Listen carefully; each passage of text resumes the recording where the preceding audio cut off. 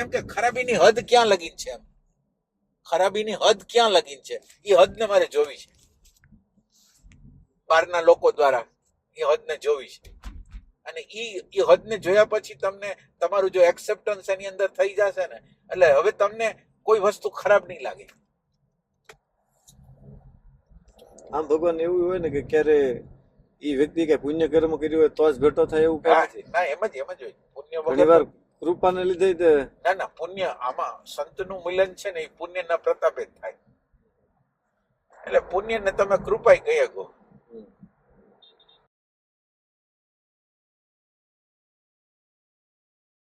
તો ભગવાન આમ અમારા લોમાં તો બરાબર પણ નથી, તમારા લોમાં આવું અગાઉથી ભગવાન નક્કી થયું છે ને કે આ વ્યક્તિનું મિલન થશે, આ વ્યક્તિનું બળવાન થશે.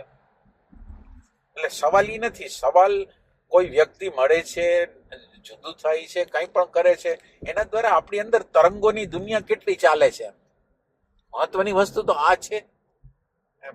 મળી ન મળી એ બધી વાત જવા દો, પણ આપણે કોઈ પણ વ્યક્તિને મળી નહીં, એ આપણી અંદર કેટલી તરંગાવલી ઉત્પન્ન કરે છે એ આપણા માટે મહત્વનું છે. કે તરંગાવલી શું કાને ઊભી થાય આપણા અંદર, અને જોયું બસ પતી ગયું, એની વાત સાંભળી, અને એક્સ્ટ્રીમ વસ્તુ ક્યાં લગીન હોય બસ આ જોઈ લીધું.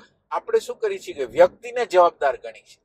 કોઈ એક વ્યક્તિ છે, એટલે આ પ્રકૃતિની આખી વસ્તુ છે.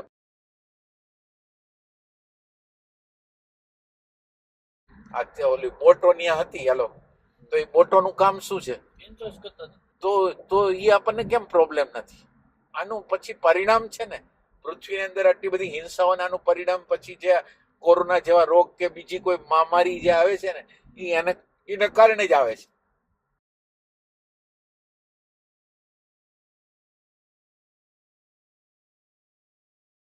એક્સ્ટ્રીમ શું થઈ ગયા?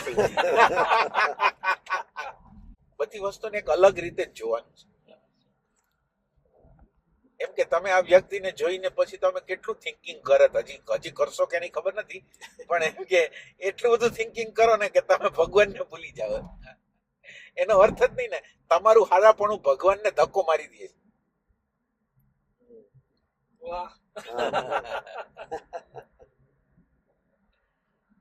એટલે એને એટેચ જ નથી થવાનું ને આપણે તો ના, એટલે મને આ કઈ ઘટના જ નથી લાગતી.